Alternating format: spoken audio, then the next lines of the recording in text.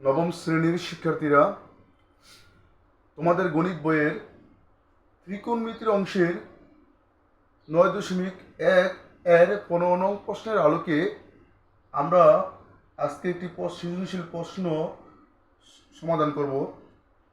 অবশ্যই এই প্রশ্নটা অনেক ক্ষেত্রে অনেক সময় পরীক্ষা আসছে, এই জন্যই আজকে এই প্রশ্নটা আমি তোমাদেরকে সমাধান করে দেখাবো। চলো আমরা শুরু করি।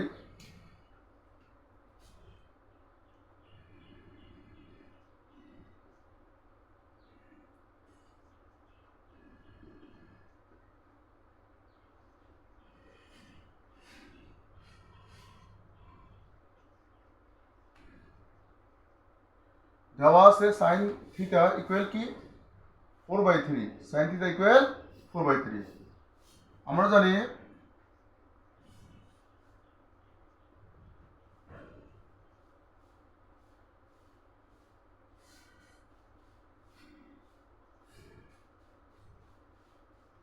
সাইনের অনুপাত হলো লম্ব by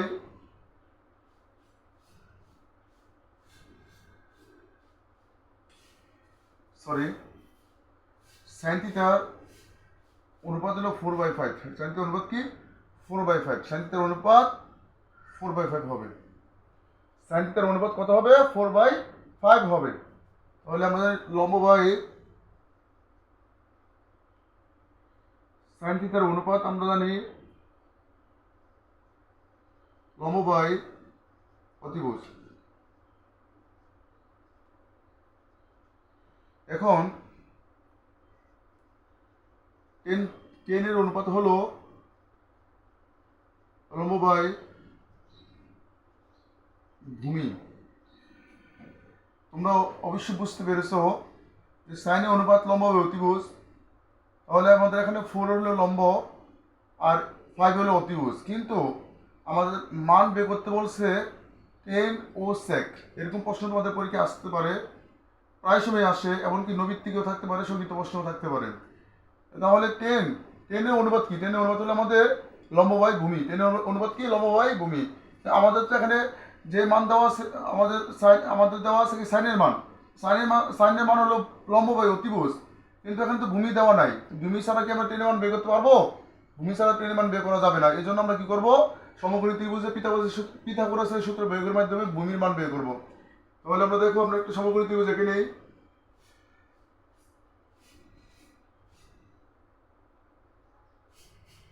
A B C.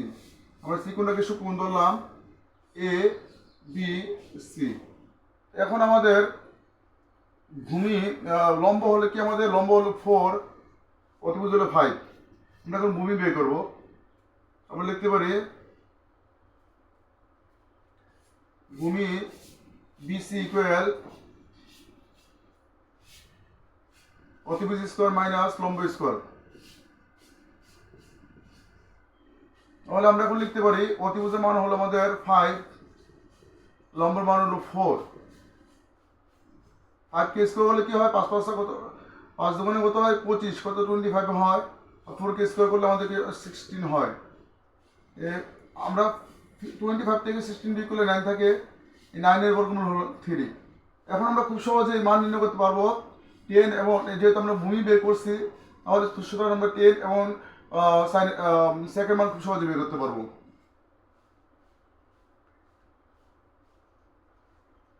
Tan theta, 10 এর অনুপাত হলো লম্ব বাই ভূমি, অর্থাৎ লম্বের মান হলো এখানে 4, ভূমি মান হলো 3। ওকে। সেকের অনুপাত হলো অতিভুজ বাই ভূমি। তাহলে আমরা sec হলো cos-এর বিপরীত। sec হলো কি? cos-এর বিপরীত। sec হলো কার বিপরীত? cos-এর বিপরীত। তাহলে অতিভুজ আমাদের 5, ভূমি হলো 3। তোমরা খুব সহজে বুঝতে পেরেছো আশাবাদী। আমি আবারও বলি, আমাদের যে মানটা দেওয়া থাকবে ওই মানের উপর নির্ভরশীল আমরা টেন sec বা cosec cot এবং কি cos-এর মান নির্ণয় করতে বলবে এরকম। কারণটা কি? ত্রিকোণমিতির অনুপাত কয়টি? 6টি। আমরা গত ক্লাসে একটি ক্লাসে তোমাদের জন্য আলোচনা করেছিলাম যে ত্রিকোণমিতির অনুপাত হলো 6টি। এই 6টি অনুপাতের যে কোনো একটি মান দেওয়া থাকবে এবং আরেকটি মান নির্ণয় করতে বলবে। সুতরাং আমরা এখানে এক্ষেত্রে যে মানটা দেওয়া আছে ওইটা লিখবো, লেখার পর আমরা জানি যে সাইনের অনুপাতের লম্ব বাই অতিভুজ, টেনের অনুপাত কি লম্ব বাই ভূমি। যেহেতু ভূমি এখানে দেওয়া নাই, সুতরাং আমরা ভূমি পিথাগোরাসের সূত্রের সাহায্যে বের করে নিলাম। নেওয়ার পরে আমরা কি করলাম, টেনের সূত্র হলো কি লম্ব বাই ভূমি, আর লম্ব বাই ভূমি, তো লম্ব কি আমাদের 4, ভূমি হলো আমাদের 3। আমার সেকেন্ড সূত্র হলো আমাদের অতিভুজ বাই ভূমি, তাহলে কি হবে আমাদের অতিভুজের এখানে 5 আর ভূমি হলো 3।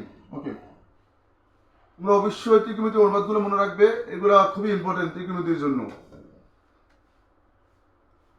আমরা খ নম্বর প্রশ্ন সলিউশন করি।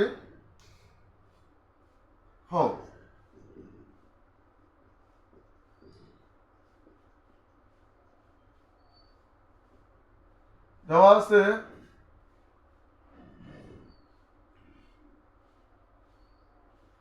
P সমান সমান সাইন এবং Q সমান সমান কস। লেফট সাইড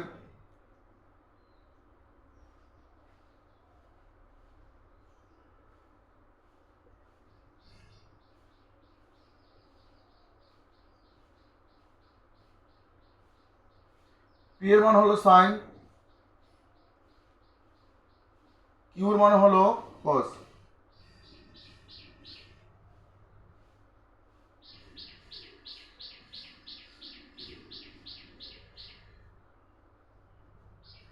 আমরা মানগুলো বসাইলাম। মানগুলো বসানোর পরে আমরা দেখলাম যে এখানে দুইটা বর্ণাংশ হয়েছে। একটা হলো কি sine by 1 minus cos theta, আরেকটি হলো 1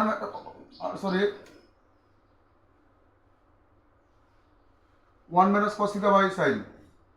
এখন আমরা জানি বর্ণাংশের যুগগুলো হরগুলো কি করতে হয়, লসাগু করতে হয়। তাহলে আমরা হরগুলো লসাগু করব। এখানে লসাগু কি হবে, সাইন ইন্টু 1 মাইনাস কস হবে, সাইন ইন্টু 1 মাইনাস কস। আমরা জানি লসাগু করার পরে হর দিয়ে লসাগুরে ভাগ করতে হয়, হর দিয়ে লসাগুরে কি করতে হয়, ভাগ করতে হয়। তাহলে এখানে 1 মাইনাস কস আছে, এখানে 1 মাইনাস কস আছে। প্রথম বর্ণাংশের হর কি 1 মাইনাস কস। এই 1 মাইনাস কস দ্বারা যদি আমরা এই লসাগুকে ভাগ করি, তাহলে আমাদের কি থাকবে, আমাদের সাইন থাকবে। কি থাকবে, সাইন থাকবে। এই সাইন দ্বারা আমরা কি করব, লব সাইনকে গুণ করব। সাইন দ্বারা সাইনকে গুণ করলে কি হয়, সাইন স্কোয়ার হয়। কি হয়, সাইন স্কোয়ার হয়। প্লাস আবার দ্বিতীয় বর্ণাংশের হর হলো সাইন, সাইন দ্বারা আমরা এই লসাগুকে ভাগ করলে আমাদের কি থাকবে, 1 মাইনাস কস থাকবে, 1 মাইনাস কস। অর্থাৎ এই ভাগটা আমরা মনে মনে করে ফেলবো। যেমন এখানে যদি হর সাইন থাকে, এখানে যদি সাইন থাকে, সাইন কাটা যাবে, কাটা যাওয়ার পর যা অবশ্যই থাকবে তাই তো ভাগফল।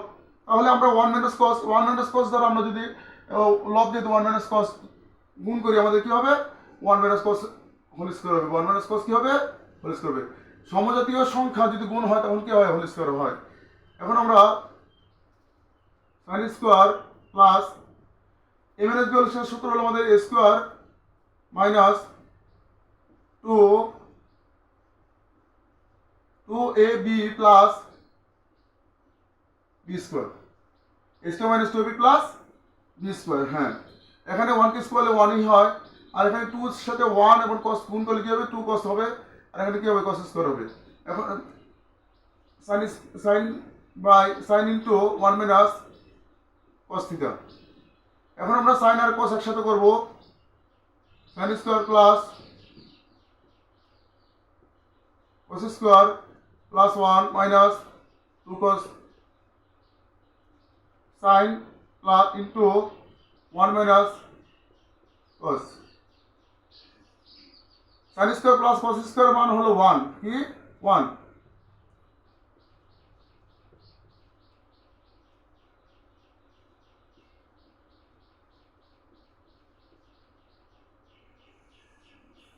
ওয়ান ওয়ানে যোগ করলে কি হবে, 2 হবে।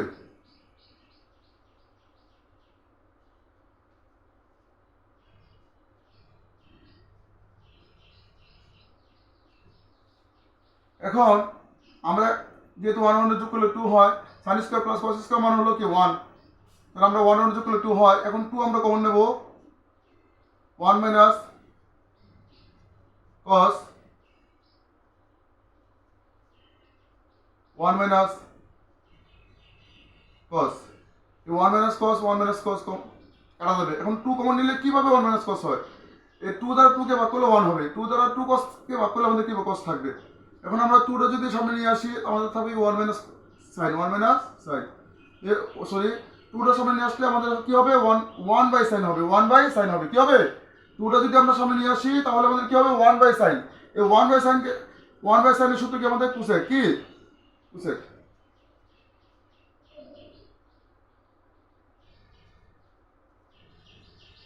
অবশ্যই তোমরা বুঝতে পেরেছো আশাবাদী।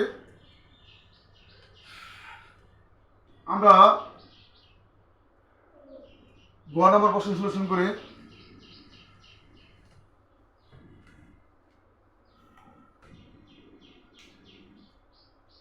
এই গ নাম্বারটা হলো উদাহরণের একটা অঙ্ক, উদাহরণ 10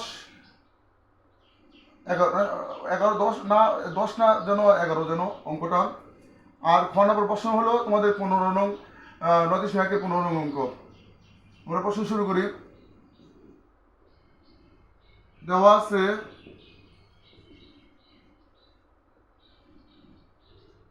ten plus sine A 10 minus sine B. তাহলে আমাদের প্রমাণ করতে হবে A square minus B square equal কি 4 রুট এ বি। মনে রাখবো left side equal A square minus B square. এর মান হলো আমাদের 10 প্লাস সাইন স্কোয়ার থাকার কারণে আমরা স্কোয়ার দেবো, মাইনাস বি এর মান হলো আমাদের 10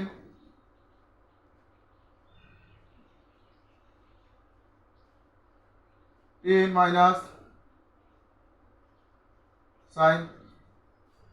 এখন আমরা জানি যে বীজগণিতের একটি সূত্র এখানে প্রয়োগ করা যায়। 10টাকে এ ধরলে সাইনটাকে বি ধরলে A plus B whole square minus 7 B whole square, সূত্র হলো 4ab 4ab। ওকে 4। এখন আমরা উদ্দীপক খেয়াল করবো। উদ্দীপকের ভিতরে আমাদের কি আছে, আমাদের যে 4 এর পরে রুট আছে, 4 এর পরে কি আছে, রুট আছে। এখন আমরা যদি 4 এর পরে যদি এখানে রুট ব্যবহার না করি তাহলে আমাদের আমরা কি পারবো না, প্রশ্ন যে সমাধান সেটা মিলাতে পারবো না। এই জন্য আমরা কি করবো, 4 এর পরবর্তী অংশটাকে আমরা বর্গমূল করবো, 10 স্কোয়ার সাইন স্কোয়ার। তোমরা আমাকে অবশ্যই প্রশ্ন করবে, আমি জানি যে স্যার এখানে আপনি বর্গমূল করলে ঠিক আছে, যে যেহেতু এখানে অ্যান্সারে এখানে কি উত্তরমালা কি উত্তরে কি দেওয়া আছে, 4 রুট এবি দেওয়া আছে। 4 এর পরে রুট থাকার কারণে আমরা এখানে বর্গমূল করছি, কিন্তু স্কোয়ার দিলেন কেন? কারণ কারণ আমাদের যে মূল অঙ্ক সেখানে কি নেই, স্কোয়ার নাই, 10 এর উপর স্কোয়ার নাই, সাইনের উপর স্কোয়ার নাই। এখন যদি 10 এবং সাইনকে যদি আমরা বর্গমূল করি তাহলে অবশ্যই আমাদের কি করতে হবে, 10 এর উপর সাইনের উপর স্কোয়ার দিতে হবে, কেননা স্কোয়ার আর রুটের মান কি সমান, স্কোয়ার রুটের মান সমান। এখন আমরা 10 স্কোয়ার সাইনের সূত্র 1 মাইনাস কস স্কোয়ার, 1 মাইনাস কি সাইনের সূত্র 1 মাইনাস কস স্কোয়ার। 10 স্কোয়ার সূত্র হলো আমরা 10 স্কোয়ারটা সাইনের সূত্র 1 মাইনাস কস স্কোয়ার, সাইনের সূত্র কি 1 মাইনাস কস স্কোয়ার। এই 10টা 1 এর সাথে গুণ হিসেবে আছে, কসের সাথে গুণ হিসেবে আছে। আমরা গুণ করব, 10 স্কোয়ার দ্বারা 1 কে গুণ করলে 10 স্কোয়ার হবে, 10 স্কোয়ার দ্বারা সাইন স্কোয়ার কস স্কোয়ার কে গুণ করলে 10 স্কোয়ার ইনটু কস স্কোয়ার হবে 4। এখন 10 স্কোয়ার এই 10 স্কোয়ার সূত্র কি, সাইন বাই 10 এর সূত্র কি সাইন বাই কস। এই কস স্কোয়ার কাটা আমাদের থাকে n square minus sine square. এখন a square minus B square, আমরা জানি a plus B into a minus B. তাহলে আমরা 10 প্লাস সাইনের মান হলো a, 10 মাইনাস সাইনের মান হলো বি, রাইট সাইড। আশা করি খুব সুন্দরভাবে তোমরা বুঝতে পেরেছো। ভিডিওটা বারবার দেখবে, স্কিপ করবে, বারবার দেখবে, তাহলে তোমরা খুব সহজেই আরো বুঝতে পারবে। আজকে এই পর্যন্তই, সবাইকে ধন্যবাদ।